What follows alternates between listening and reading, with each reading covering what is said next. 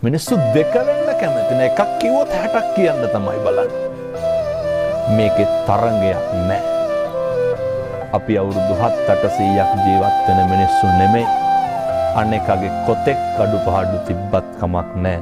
අපේ සත්පුරුෂකම විතරක් නිරන්තරයෙන් පින්නතුනේ ඉස්මතු කරගන්න බලන්න.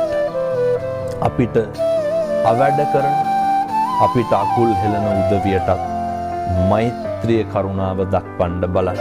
අපි දන්නවා මෙහෙම අපි දේශනා කරාට gedara ප්‍රායෝගිකව කරන්න බැරි වෙයි. ප්‍රායෝගිකව කරන්න බැරි වුණා කියන එක නිදහසට කාරණයක් නෙමෙයි.